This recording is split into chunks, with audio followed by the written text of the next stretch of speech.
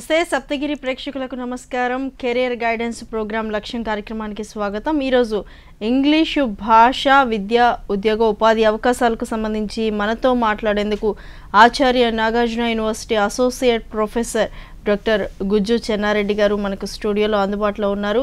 వారిని అడిగి ఇంగ్లీష్ భాషకి సంబంధించి అలాగే ఇంగ్లీష్ లిటరేచర్కి సంబంధించి ఏ విధంగా ముందుకు వెళ్తే విద్యార్థులు ఉద్యోగ ఉపాధి అవకాశాల్లో ఎక్కువగా రాణిస్తారు అనే అంశాన్ని తెలుసుకుందాం. చెన్నారెడ్డి గారు నమస్కారం అండి, వెల్కమ్. సో ముఖ్యంగా చూసుకుంటే నేటి కాలంలో ఇంగ్లీష్ లిటరేచర్ అనేది చాలా ప్రముఖ పాత్ర పోషిస్తుంది ప్రతి ఎగ్జామ్లో కూడా. సో దీనికి ఉన్న ప్రాధాన్యత ఏంటి అసలు? ఇంగ్లీష్ లిటరేచర్ అన్నది, ఇంగ్లీష్ లాంగ్వేజ్ అన్నది మన దేశంలో సెకండ్ లాంగ్వేజ్గా మనం కన్సిడర్ చేస్తాము. అయితే ఇంగ్లీష్ లాంగ్వేజ్ అన్నది లేకుండా ఇప్పుడు ఇంటర్నేషనల్ అఫైర్స్ కానీ విదిన్ కంట్రీ కానీ ఇంగ్లీష్ లాంగ్వేజ్ ఇంపార్టెన్స్ అందరికీ తెలిసిందే. దీన్ని మనం గ్లోబల్ లాంగ్వేజ్ అంటాం, ఇంటర్నేషనల్ లాంగ్వేజ్ అంటాం, యూనివర్సల్ లాంగ్వేజ్ అంటాం. మన కంట్రీ వరకు వస్తే ఇంగ్లీష్ లాంగ్వేజ్ నేర్చుకోవాల్సిన ఆవశ్యకత ఏర్పడింది. ముఖ్యంగా విద్యార్థులు కాంపిటేటివ్ ఎగ్జామినేషన్స్ రాసేటప్పుడు ఇంగ్లీష్ లాంగ్వేజ్ పరీక్ష అన్నది దాదాపు తప్పనిసరిగా ఉంది. కారణం, మనం సివిల్ సర్వీస్ ఎగ్జామినేషన్ కానీ, గ్రూప్ 1 ఎగ్జామినేషన్ కానీ, బ్యాంకింగ్ సర్వీస్ ఎగ్జామినేషన్ కానీ, రైల్వే రిక్రూట్మెంట్ బోర్డ్ ఎగ్జామినేషన్ కానీ ఏ పరీక్ష రాసినా సరే ఇంగ్లీష్ లాంగ్వేజ్కి కొంత పార్ట్ ఉంటుంది. వాటిలో స్కోర్ చేసుకుంటే మనం ఆ పరీక్షలో మంచి మార్కులు తెచ్చుకొని ఉద్యోగం రావడానికి అవకాశం ఉంటుంది. అయితే చెన్నారెడ్డి గారు, ఇంగ్లీష్లో ప్రావీణ్యం పొందడానికి ఎలాంటి కోర్సులు నేర్చుకుంటే నేటి యువత అంటే ఎక్కువగా బెనిఫిట్ పొందే అవకాశం ఉందంటారు? ఇంగ్లీష్ లాంగ్వేజ్ నేర్చుకోవడానికి మనకు చాలా కోర్సెస్ ఉన్నాయి. నిజానికి ఇంగ్లీష్ లాంగ్వేజ్ సెపరేట్గా నేర్చుకోవడం కంటే హై స్కూల్ రోజుల నుండి ఇంటర్మీడియట్ డేస్ కానీ అదర్వైజ్ డిగ్రీస్ డేస్ కానీ వాటిలో ఇంగ్లీష్ లాంగ్వేజ్ అనేది ఒక కంపల్సరీ సబ్జెక్టుగా ఉంది. అదే హై స్కూల్ రోజుల్లో ఉన్న ఇంగ్లీష్ గ్రామర్ కానీ, కంటెంట్ కానీ, లెసన్స్ కానీ, పొయిటరీ కానీ, ప్రోజ్ కానీ గ్రాడ్యువల్గా హై స్కూల్ డేస్లోనే గట్టి పట్టుంటే ఇంటర్మీడియట్కి వచ్చేసరికి ఖచ్చితంగాను వాటి మీద ఒక అవగాహన వస్తుంది. డిగ్రీ లెవెల్లో కూడాను ఇంగ్లీష్ లాంగ్వేజ్ మీద, ఈవెన్ ఇంజనీరింగ్ స్టడీస్లో కానీ, ఫార్మసీ స్టడీస్లో కానీ ఇంగ్లీష్ లాంగ్వేజ్ అనేది ఇప్పుడు కంపల్సరీ చేశారు. వాళ్ళకి మొదటి నుండి ఇంగ్లీష్ లాంగ్వేజ్ మీద ఒక రకమైన పట్టుంటే ఈ స్థాయికి వచ్చిన తర్వాత ఖచ్చితంగాను వాళ్ళు ఏ క్వశ్చన్ అయినా ఆన్సర్ చేయడానికి అవకాశం ఉంటుంది. అలాగే ఇంగ్లీష్ లాంగ్వేజ్లో గ్రామర్ అనేది ప్రముఖ పాత్ర వహిస్తూ ఉంది. ఈ గ్రామర్ అనేది హై స్కూల్ రోజుల్లోనే గ్రామర్ తాలూకు ఫౌండేషన్ గట్టిగా ఉంటే ఇంటర్మీడియట్లో కానీ డిగ్రీలో కానీ మంచి స్కోర్ చేయొచ్చు. తద్వారా ఈ కాంపిటేటివ్ ఎగ్జామినేషన్స్ ఏవైనా సరే ఈజీగా రాయడానికి అవకాశం ఉంటుంది. అయితే ఇప్పుడు నేటి కాలంలో ఇంగ్లీష్ లిటరేచర్, ఈ ఇంగ్లీష్ ప్రభావం అంటే చిన్నపిల్లలకు కూడా చిన్నప్పటి నుంచే ఇంగ్లీష్ నేర్పించాలి అనేంత తల్లిదండ్రులు కూడా పోటీ పడుతున్నారు మాతృభాషను మరిచి. సో చిన్నప్పటి నుంచే ఈ ఇంగ్లీష్ లిటరేచర్కి సంబంధించి కానీ, ఈ ఆంగ్ల మాధ్యమంలో చదువుకి సంబంధించి కానీ ఎలాంటి ఇంపార్టెన్స్ ఉంటుందంటారు? నిజానికి ఇంటర్నేషనల్ స్టాండర్డ్స్లో చూస్తే ఎలిమెంటరీ స్కూల్ వరకు మాతృభాషలోనే భాషా బోధన జరగాలని అంతర్జాతీయ లింగ్విస్ట్ చెప్తా ఉన్నారు. అయితే చాలా దేశాల్లో మనం గమనిస్తే మాతృభాషలోనే ప్రాథమిక విద్యా బోధన ఉంది. మన దేశంలో కూడా ఉండేది. అయితే ఇంగ్లీష్ భాష మీద మన దేశంలో ఉన్న ఒక రకమైన వ్యామోహం కావచ్చు, ఇంగ్లీష్ భాష నేర్చుకుంటే ఉద్యోగాలు వస్తాయన్న ఒక అవగాహన కావచ్చు, అలాగే ఇంగ్లీష్ భాష నేర్చుకుంటే ఇతర దేశాలు కూడా వెళ్ళే అవకాశం ఉంటుందని కావచ్చు. ఇంగ్లీష్ భాష తెలుగు భాషతో సహా సమానంగా, మాతృభాషతో సహా సమానంగా ఇంగ్లీష్ భాష నేర్చుకోవడం జరుగుతూ ఉంది.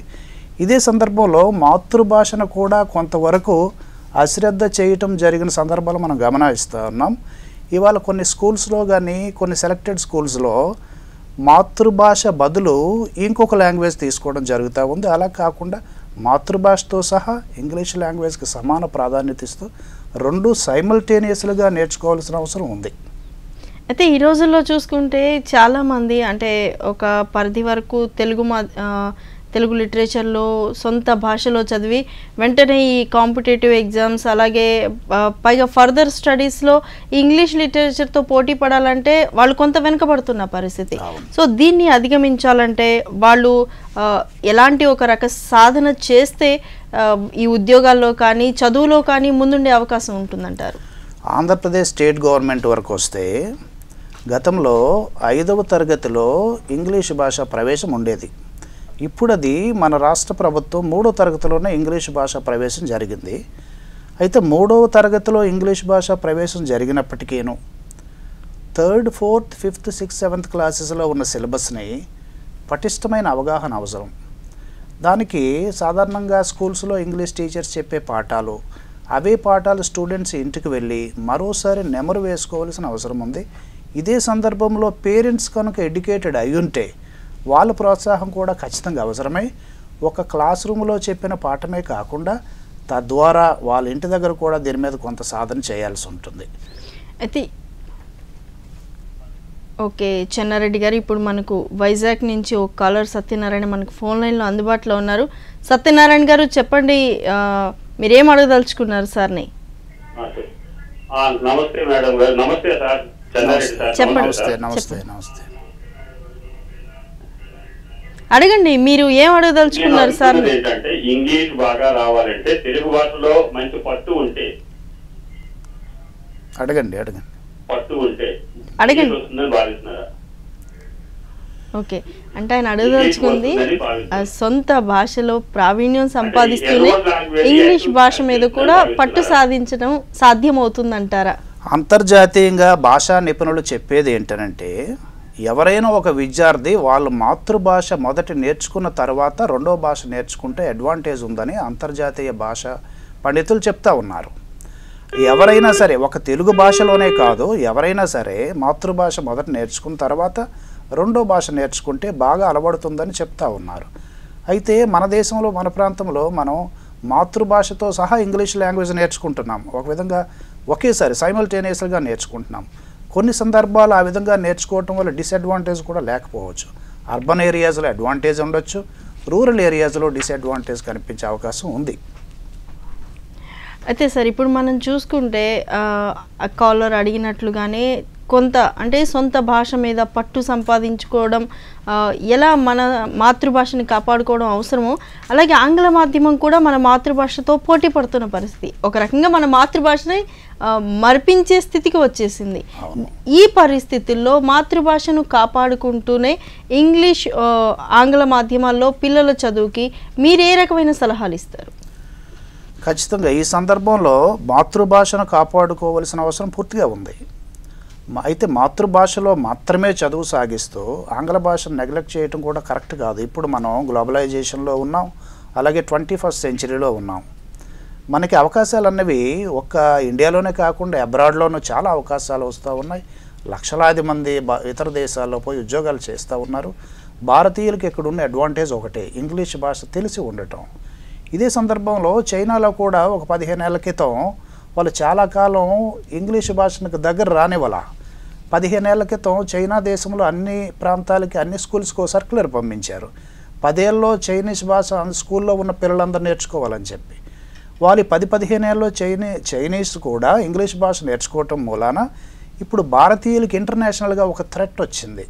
అంటే అటు చైనీస్ కూడా మనతో పాటు పోటీ పడుతూ ఉన్నారు. కాబట్టి మన మాతృభాషను కాపాడుకుంటూ ఖచ్చితంగా మనం ఆంగ్ల భాష నేర్చుకోవాల్సిన అవసరం ఉంది. రెండిటికి సమాన ప్రాధాన్యత ఇవ్వాల్సిన అవసరం మాత్రం ఖచ్చితంగా ఉంది. అయితే ఈ కాంపిటేటివ్ ఎగ్జామ్స్లో ఇంగ్లీష్ లిటరేచర్ కాకుండా అసలు ఇంగ్లీష్ లిటరేచర్నే బేస్ చేసుకొని ఎలాంటి ఉద్యోగ అవకాశాలు ఉంటాయి?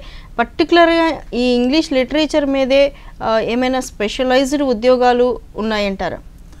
అంటే బిఏ స్పెషల్ ఇంగ్లీష్ కానీ చదివిన తర్వాత ఒకవేళ బ్యాచిలర్ ఆఫ్ ఎడ్యుకేషన్ బిఎడ్ చదువుకుంటే బిఎడ్లో మెథడాలజీ ఇంగ్లీష్ చదువుకున్న తర్వాత అలాగే ఎంఏ ఇంగ్లీష్ పోస్ట్ గ్రాడ్యుయేషన్ చేసిన తర్వాత యూనివర్సిటీలో కానీ ఎంఏ బిఎడ్ చేసిన వాళ్ళకి స్కూల్స్లో మన రాష్ట్ర ప్రభుత్వం ఉన్న స్టేట్ గవర్నమెంట్ స్కూల్స్లో స్కూల్ అసిస్టెంట్ అని కొన్ని పోస్టులు సెపరేట్ చేసి ఉన్నాయి. గతంలో ఒక 7-8 ఏళ్ల క్రితం మనకు వెళ్తే సోషల్ స్టడీ టీచరే ఇంగ్లీష్ టీచ్ చేసేవారు, అలాగే సైన్స్ టీచర్ కూడా ఇంగ్లీష్ టీచ్ చేసేవారు.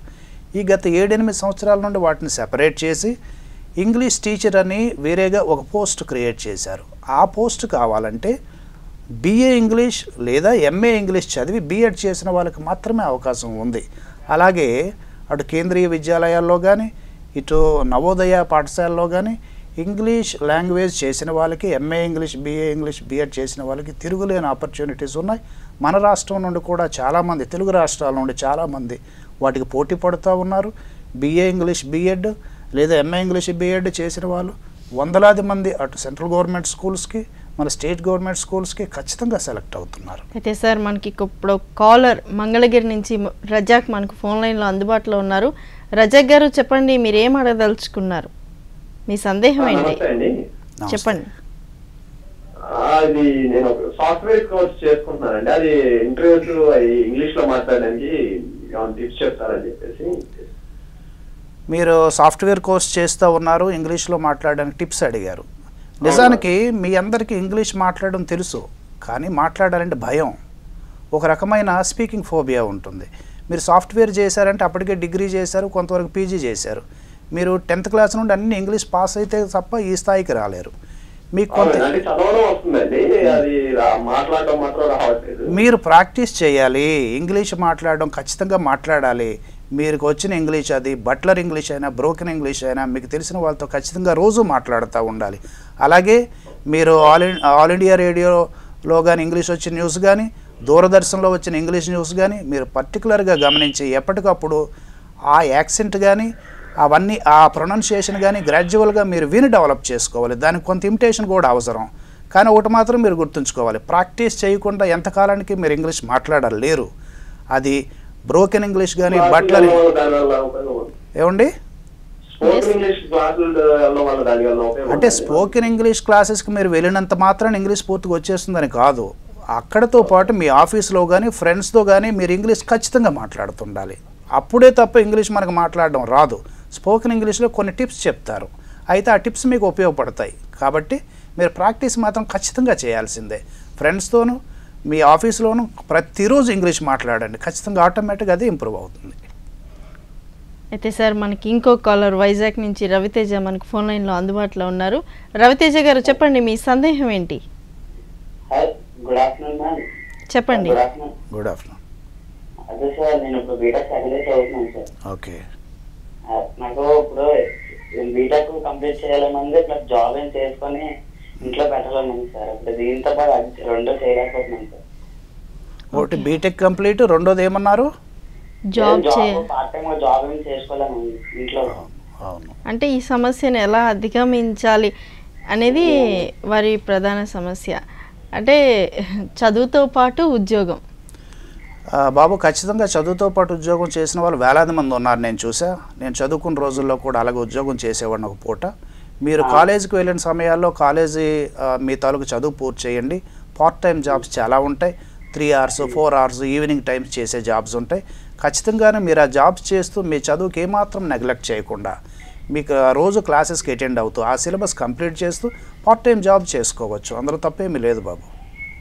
అంటే ఆ ఎగ్జామ్స్ కరెక్ట్గా అటెండ్ అవ్వలేకపోతున్నాను సార్. చదవడం అయితే చదవగలుగుతున్నాను. అంటే దీనికి ప్రధాన సమస్య ఎదుర్కొంటున్నది ఇంగ్లీష్లో కాస్త మీకు వెనుకబాటుతనం కారణమై ఉండొచ్చు.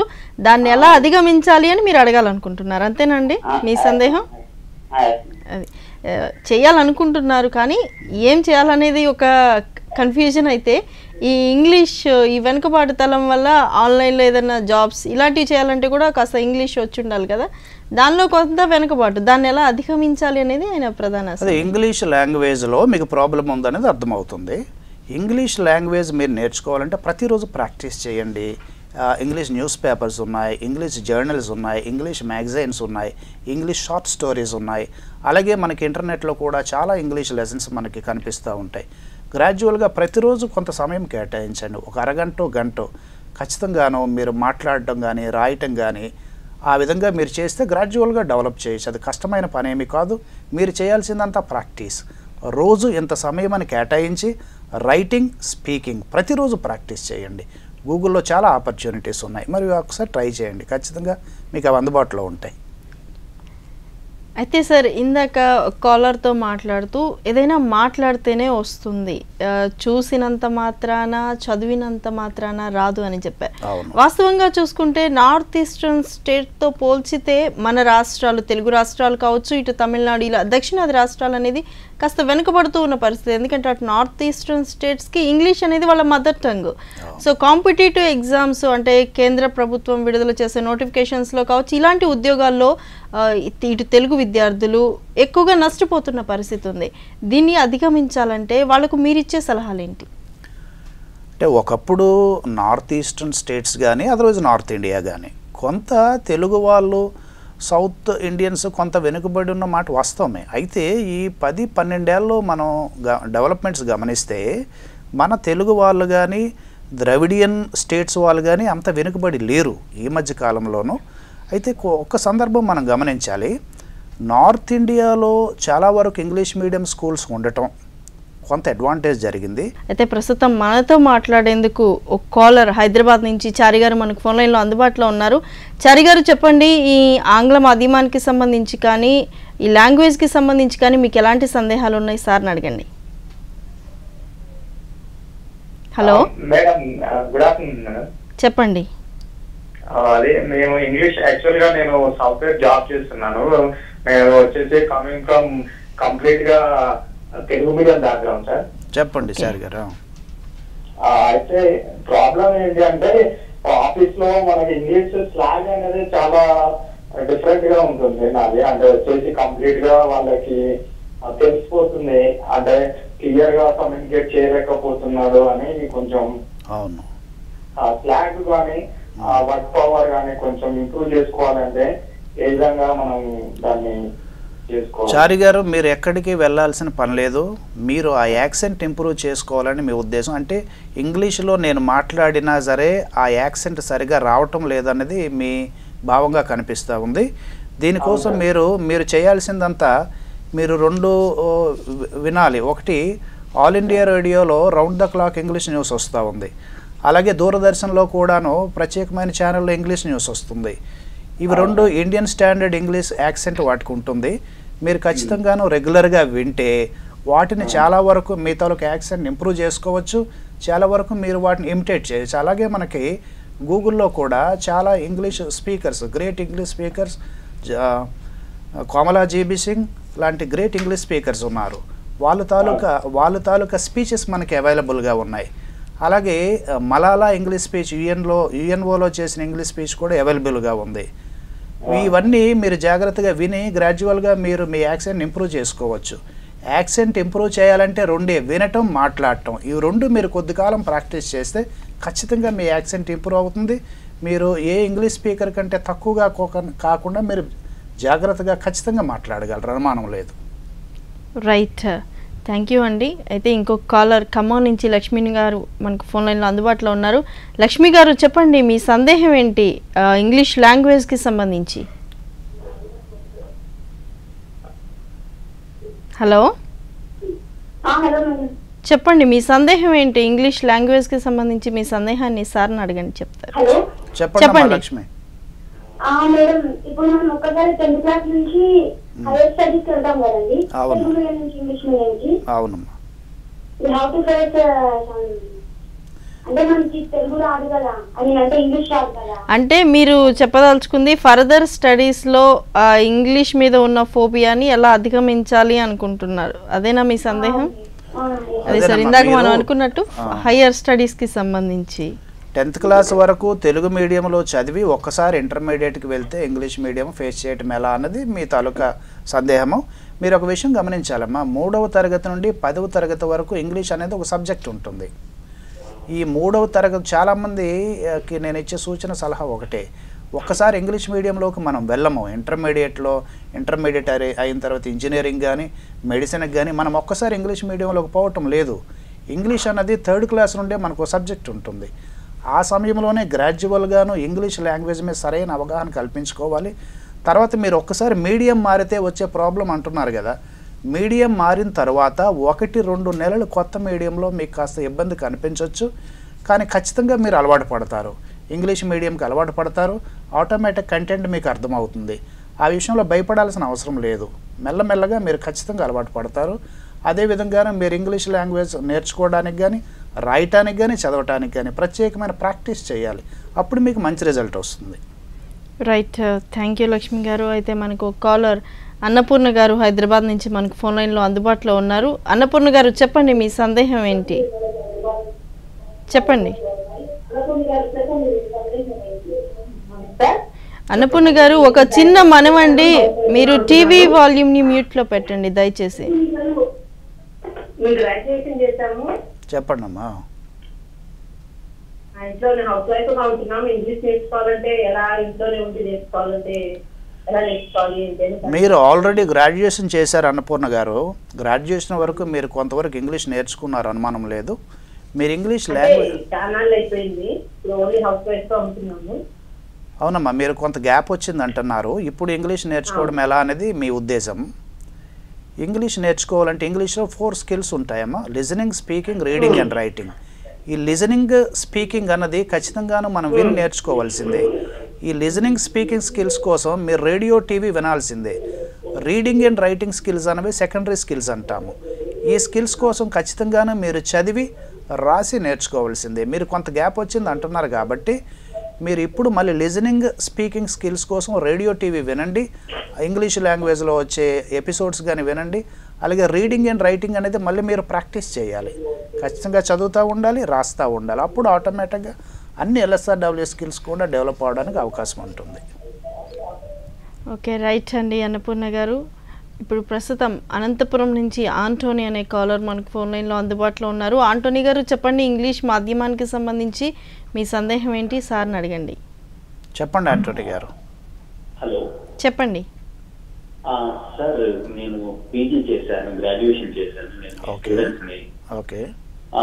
పీహెచ్డీ చేయడానికి కొంచెం గైడ్ లైన్స్ కావాలి సార్. ఏది మోడర్న్ ఇంగ్లీష్ లో తీసుకోవాలా, పోయిట్రీ లో తీసుకోవాలా, లేకపోతే ప్రాపర్ గైడెన్స్ ఎక్కడ దొరకట్లేదు. కానీ ఇంగ్లీష్ పట్టు బాగా ఉంది, చేయాలనుకుంది, మంచి టాపిక్ పైన చేయాలనుంది. మీరు అనేది research topic Antony garu? Research topic sir. Research topic థీసిస్కి ఏదైనా. ఆంటోనీ గారు, మీరు అన్నది నాకు అర్థమైంది. మీరు పిహెచ్డీ చేయాలంటే 2 రకాలు ఉంది. ఒకటి ఇంగ్లీష్ లాంగ్వేజ్లో చేయొచ్చు, 2 లిటరేచర్లో చేయొచ్చు. ఈ మధ్యకాలంలో English language ELT, English language టీచింగ్లో బాగా రీసెర్చ్ జరుగుతూ ఉంది. మీరు ఆల్రెడీ టీచింగ్ ప్రొఫెషన్లో ఉన్నారు కాబట్టి మీ స్టూడెంట్స్కి listening, speaking, reading, writing skills efficacy ఎంతవరకు ఉంది, వాటిని ఏ విధంగా డెవలప్ చేయాలి, రూరల్ ఏరియాలో ఎలా ఉంది, అర్బన్ ఏరియాలో ఎలా ఉంది, అలాగే డిఫరెంట్ సోషల్ బ్యాక్గ్రౌండ్స్ ఎలా ఉంది, అలాగే డిఫరెంట్ ఇన్కమ్ గ్రూప్స్ ఎలా ఉంది, అలాగే జెండర్ డిఫరెన్స్లో ఇంగ్లీష్ లాంగ్వేజ్ ఎఫికసీ ఎలా ఉంది, మీరు ఈ ఏరియాలో చేసినట్టయితే మంచి రీసెర్చ్ జరుగుతూ ఉంది. ఫర్దర్గా కూడా మీరు గవర్నమెంట్ కొన్ని సలహాలు ఇచ్చే అవకాశం ఉంది ఆంటోనీ గారు. అదే సార్, కానీ మోడర్న్ రైటింగ్స్ ఏదైనా తీసుకోవాలనుకుంటున్నాను. మోడర్న్ రైటింగ్సా? ఏదైనా మోడర్న్ బుక్స్ చాలా ఆరంభించి రాయి, ఆ విధంగా. అది లిటరేచర్లో మీరు రీసెర్చ్ చేయాలంటే ప్రస్తుతానికి డయాస్పోరిక్ లిటరేచర్ అన్నది అది ఎమర్జింగ్ ఏరియా. మీరు డయాస్పోరిక్ లిటరేచర్లో చేయండి. చాలామంది రైటర్స్ ఉన్నారు, అనితారావు బదామి, అలాగే చాలామంది రైటర్స్ ఉన్నారు. వాళ్ళ మీద కనుక మీరు రీసెర్చ్ చేసినట్టయితే దివాకరుని రైటర్ ఉన్నారు, వీళ్ళందరి మీద మీరు రీసెర్చ్ చేసినట్టయితే అమితావ్ ఘోష్ మీద మీరు చేయొచ్చు. ఈ డయాస్పోరిక్ లిటరేచర్లో చేస్తే ప్రస్తుతానికి మంచి ఎమర్జింగ్ ఏరియా, అందులో పిహెచ్డీ చేయండి, మీకు మంచి ఫలితాలు ఉంటాయి.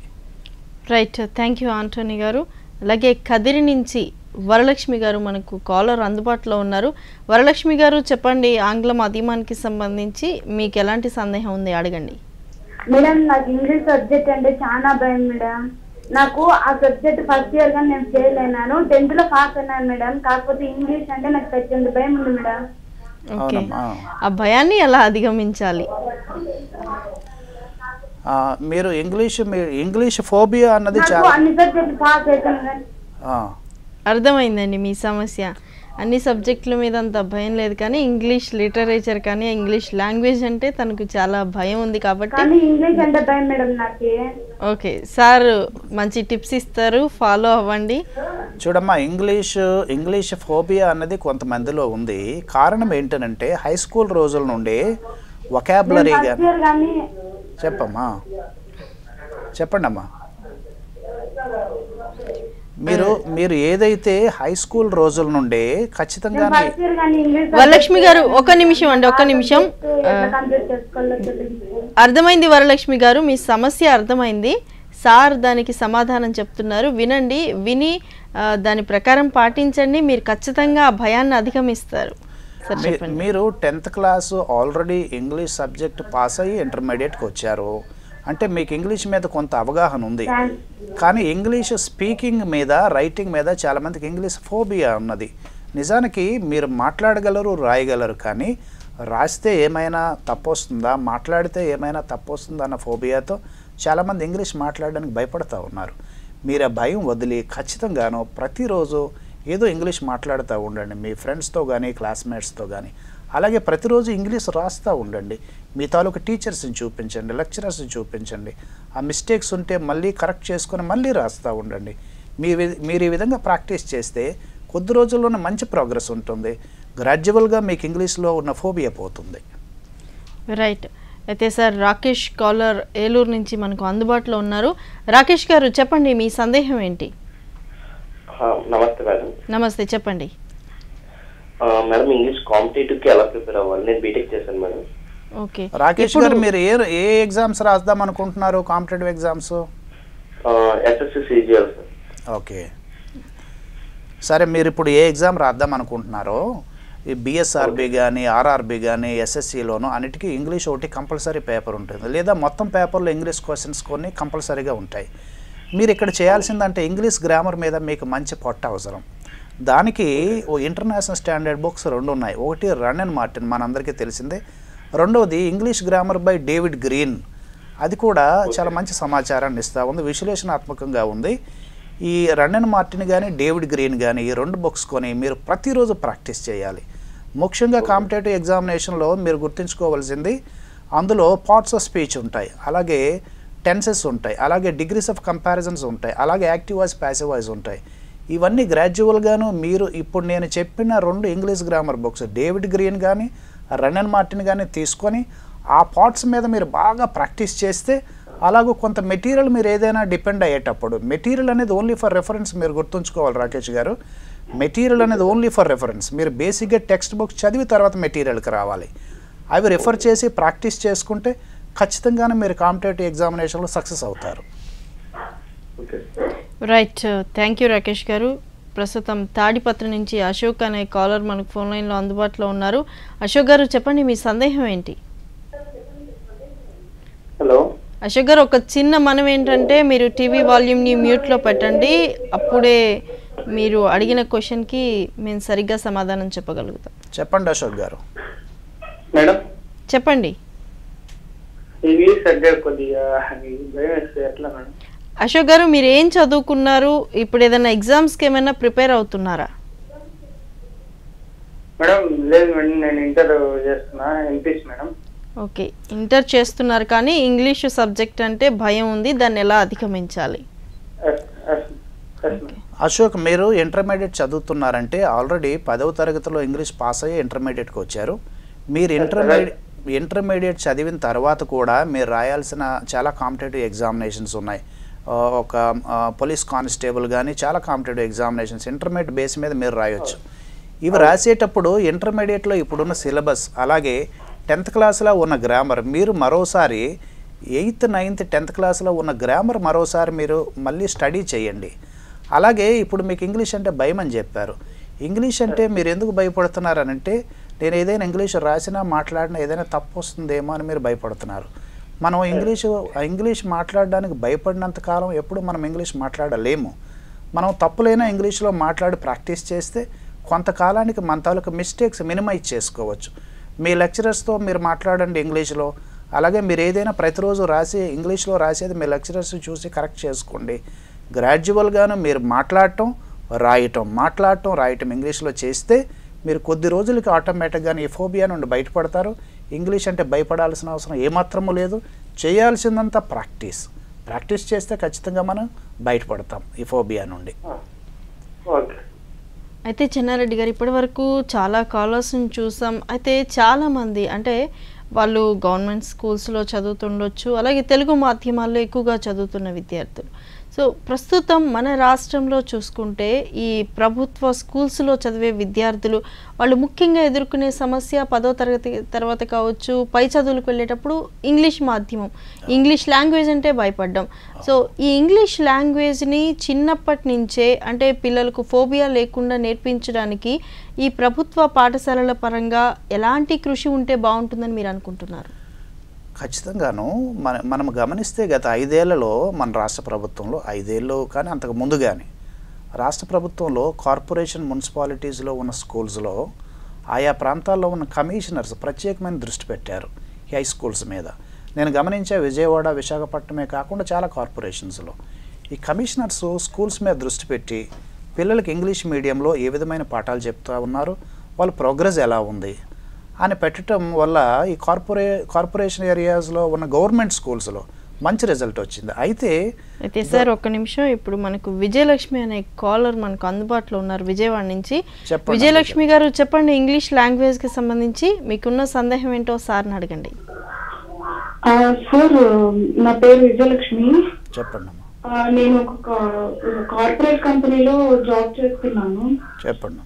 4 years నుంచి చేస్తున్నాను నేను. అందులోనే నాకు కొన్ని అవకాశాలు పోతున్నాయి. ఎందువల్ల అంటే నేను రైటింగ్ స్కిల్స్ కానీ మాట్లాడేటప్పుడు కాన్ఫిడెంట్ గా మాట్లాడలేకపోతున్నాను. ఏదన్నా చేయాలన్నా కూడా దడ, వణుకు అలాగా నాకు ఉంటుంది అనమాట. కాన్ఫిడెంట్ గా నేను చెయ్యాలి అంటే నేను ఏం చేస్తే అలాగా చేయగలను? అవునమ్మా, చాలామంది కాలర్స్ ఇదే అభిప్రాయాన్ని వ్యక్తం చేస్తున్నారమ్మా. ఒక రకమైన భయము, దడ, ఫోబియా మీకు ఎందుకు వచ్చిందనంటే నేను ఇంగ్లీష్లో మాట్లాడితే ఏమైనా తప్పులు వస్తాయా, వినేవాళ్ళు ఏమైనా నన్ను బ్లేమ్ చేస్తారన్నది ఒక విషయం మీరు గుర్తుపెట్టుకోవాలమ్మా. ప్రపంచంలో ఏ వ్యక్తి కూడా ఏ భాషలో కూడా పూర్తిగా కరెక్ట్గా మాట్లాడలేరు. ఇప్పుడు మీరు కానీ నేను కానీ తెలుగులో కూడా 100% కరెక్ట్గా మాట్లాడలేము. ఆ విషయానికి వస్తే ఆక్స్ఫర్డ్ యూనివర్సిటీ ఇంగ్లీష్ ప్రొఫెసర్ కూడా ఇంగ్లీష్లో 100% కరెక్ట్గా మాట్లాడలేరు. కాబట్టి ప్రతి వ్యక్తి మాట్లాడే భాషలో కొన్ని ఎర్రర్స్ ఉంటాయి. మీరు ఈ ఎర్రర్స్ని భయపడాల్సిన అవసరం లేదు. నేను పదే చెప్తా ఉన్నాను, మీరు ఇంగ్లీష్లో రోజు మాట్లాడుతూ ఉండండి. మీ కొలీగ్స్తో మాట్లాడండి. ఆఫీసులో గ్రాడ్యువల్గాను మీరు మాట్లాడుతూ ఉంటే మీ కాన్ఫిడెన్స్ వస్తూ ఉంది. మీరు ఎంతకాలం భయపడితే భయం మాత్రమే ఉంటుంది. అలాగే రైటింగ్ కూడా రెగ్యులర్గా ప్రాక్టీస్ చేయండి. అవి మినిమైజ్ చేసుకోండి. ఖచ్చితంగాను మీరు ఫోబియా నుండి బయటపడతారు. ఓకే సార్, మనకు శ్రీకాకుళం నుంచి రామ్ ప్రసాద్ అనే కాలర్ మనకు ఫోన్ లైన్లో అందుబాటులో ఉన్నారు. రామ్ ప్రసాద్ గారు చెప్పండి, మీ సందేహం ఏంటి అడగండి. మేడం గారు చెప్పండి. రామ్ ప్రసాద్ సార్, నేను ఎంఏ చేశాను.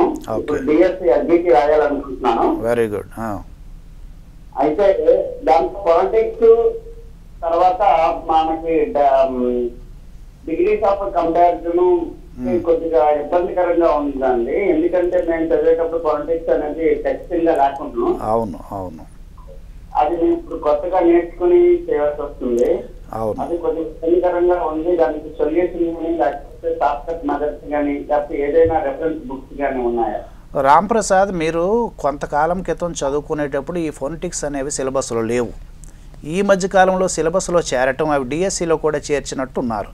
అయితే మీరు చేయాల్సిందంతా ఇవాళ intermediate state government text books కనుక మీరు తీసుకుంటే అందులో ఫోనెటిక్స్ నేర్చుకోవటం ఎలా అనేది చాలా ఈజీగా ఉంది. సో కేవలం మీరు టెక్స్ట్ బుక్స్ నుండి నేర్చుకోవడం మీకు ఒకవేళ ఇబ్బంది అయితే మీరు గూగుల్కి వెళ్ళండి.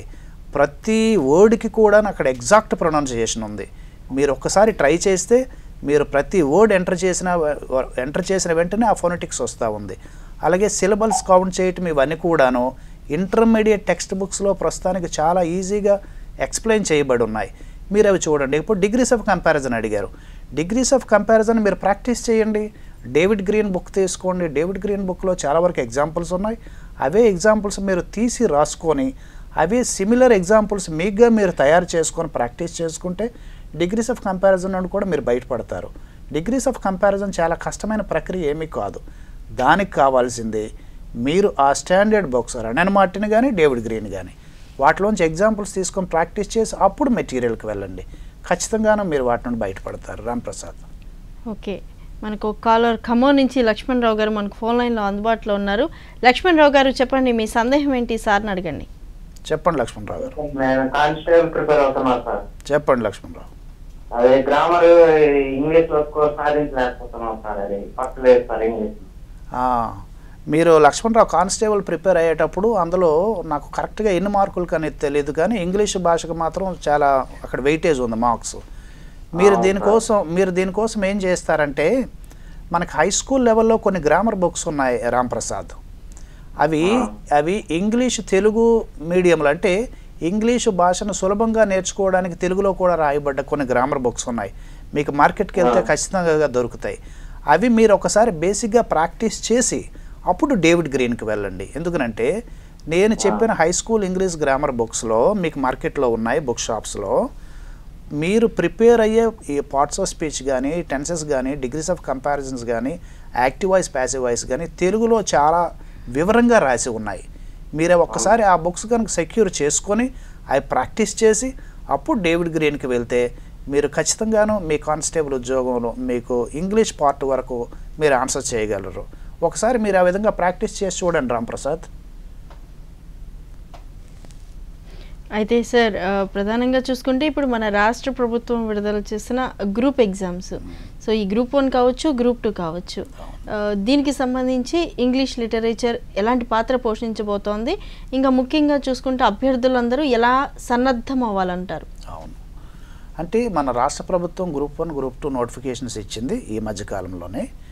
ఇకపోతే గ్రూప్ 1 వరకు చూస్తే ఇంగ్లీష్ లాంగ్వేజ్ అనేది ఒక పేపర్ ఉంది, కాకపోతే అది మెయిన్ స్కోర్కి అది మనము కలిపి ఉంచటం లేదు. అయితే ఆ ఇంగ్లీష్ పేపర్లో మినిమం మార్క్స్ స్కోర్ చేసినప్పుడు మాత్రమే మిగతా సబ్జెక్ట్స్ని వాళ్ళు క్యాలిక్యులేట్ చేస్తారు. అక్కడ ఉండేది జనరల్ ఇంగ్లీష్ మాత్రమే. అది ఒక మాటలో చెప్పాలంటే high school standard English questions మాత్రమే అక్కడ ఉన్నాయి. వాటిలో కూడా పార్ట్స్ ఆఫ్ స్పీచ్ కానీ, ఈ టెన్సెస్ కానీ వీటి మీదే ఉంటాయి. వీటి కోసం ప్రత్యేకంగా గ్రామర్లో ఇన్డెప్త్ వెళ్ళాల్సిన అవసరం మాత్రం లేదు. కొన్ని బేసిక్ గ్రామర్ బుక్స్ కనుక మీరు సంపాదించి వాటి మీద ప్రాక్టీస్ చేస్తే సరిపోతూ ఉంది. ఇకపోతే గ్రూప్ 2లో కూడా ఇంగ్లీష్ లాంగ్వేజ్ ప్రాధాన్యత ఉంది. అవి కూడాను మీ పార్ట్స్ ఆఫ్ స్పీచ్ అన్నది ఖచ్చితంగా మీరు స్టడీ చేయండి, గ్రాడ్యువల్గా స్టడీ చేయండి, అలాగే టెన్సెస్ స్టడీ చేయండి, డిగ్రీస్ ఆఫ్ కంపారిజన్ స్టడీ చేయండి. ఆ బుక్స్ నుండి మీరు చేయాల్సిందంతా రెగ్యులర్ ప్రాక్టీస్, అవి చూస్తుండండి, రాస్తూ ఉండండి. ఆ విధంగా ప్రాక్టీస్ చేసేటప్పుడు మీరు ఎగ్జామ్స్లో ఆన్సర్ చేయడానికి మంచి అవకాశం ఉంటుంది. అయితే సార్, మనకు కాలర్ బాన్సువాడ నుంచి రాజ్ గారు మనకు ఫోన్ లైన్లో అందుబాటులో ఉన్నారు. రాజ్ గారు, మీ సందేహాన్ని సార్ని అడగండి. చెప్పండి రాజు.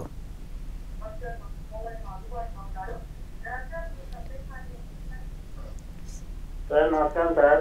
చెప్పండి రాజు. సార్ ఏం లేదు సార్, ఇప్పుడు మా అబ్బాయి గవర్నమెంట్ స్కూల్లో వేసాను, second rank 4th. Okay sir, ఇప్పుడు ఇంగ్లీష్ అంటారు సార్, ఇప్పుడు గ్రిప్ వచ్చేసి పట్టు తెలుగు మీడియం చదివిన వాళ్ళకి ఎక్కువ ఉంటుంది కదా సార్? అంటే రాజు గారు, మనం ఈ కార్యక్రమం మొదట్లో ఇప్పుడు స్కిల్స్ వచ్చేసి తెలుగు మీడియంతో మాతృభాషలో ఉంటుందా ఇంగ్లీష్ భాషకు? ఓకే రాజ్ గారు, అంటే ఆయన అడిగేది తెలుగు మాధ్యమం విద్యార్థులు, అంటే తెలుగులో చదువుకున్న విద్యార్థులు కూడా ఇంగ్లీష్ మాధ్యమం వాళ్ళతో పోటీ పడగలుగుతారా? మాతృభాషకి ఇంపార్టెన్స్ కూడా ఇస్తున్నాం కాబట్టి అంత గ్రిప్ ఇంగ్లీష్ మీద కూడా తెచ్చుకోగలుగుతారా అనేది ఆయన సందేహం. గవర్నమెంట్ స్కూల్లో చదివిస్తున్నారు వాళ్ళ అబ్బాయిని. అయితే రాజుగారు, మీరు అడిగిన ప్రశ్న చాలా ముఖ్యమైనదే. గవర్నమెంట్ స్కూల్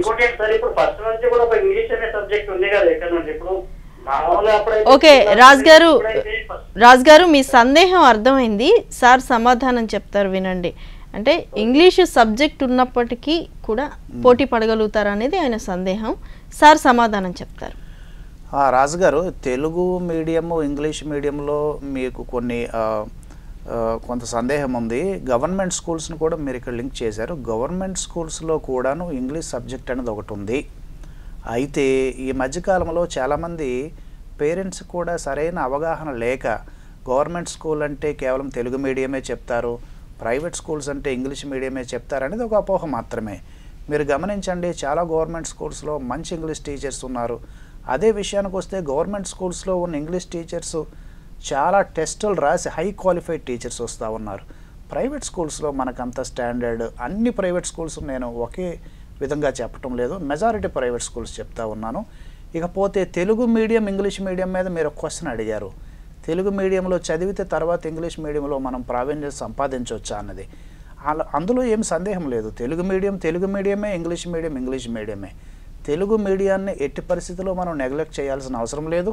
తెలుగు మీడియంలో మనం చదువుతూ సైమల్టేనియస్లీ ఇంగ్లీష్ మీడియం కూడా డెవలప్ చేసుకోవచ్చు.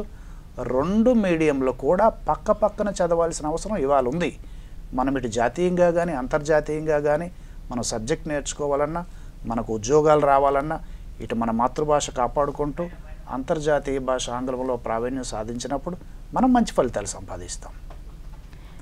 ఓకే సార్, చాలామంది సందేహాలకి చాలా విలువైన సూచనలు ఇచ్చారు. అలాగే ఇంగ్లీష్ లాంగ్వేజ్ అనేది ఒక కష్టతరం కూడా కాదు అని చెప్పారు. చూసారుగా వ్యూయర్స్, సాధనే విద్యయే సాధ్యాత్ అంటే సాధన చేయండి, ఏది అసాధ్యం అనేది కాదు అని చెప్తున్నారు. అలాగే ఇంగ్లీష్ కూడా కేవలం మన ఫోబియానే, ప్రయత్నించండి, ఎవరో ఏదో అనుకుంటారని భయపడితే ఎప్పటికీ ఇంగ్లీష్ రాదు అనేది కూడా ప్రొఫెసర్ చెన్నారెడ్డి గారు చెప్తున్నమాట. సో ఇప్పటి నుంచైనా ఇంగ్లీష్ మనది అనుకొని ప్రయత్నించండి, ఎప్పటికైనా సాధించగలుగుతారు. చూసారుగా ఇవాల్టి కెరీర్ గైడెన్స్ ప్రోగ్రాం లక్ష్యం. ఇది వాల్టి ప్రోగ్రాం. మా కార్యక్రమంపై మీ అభిప్రాయాలను ఈమెయిల్ మరియు సోషల్ మీడియా ద్వారా తెలియచేయగలరు. Email hellosaptagiri@gmail.com, Facebook www.facebook.com/ddsaptagiri, Twitter twitter.com/ddsaptagiri VJA, Instagram www.instagram.com/ddsaptagiri, YouTube www.youtube.com/c/ddsaptagiri.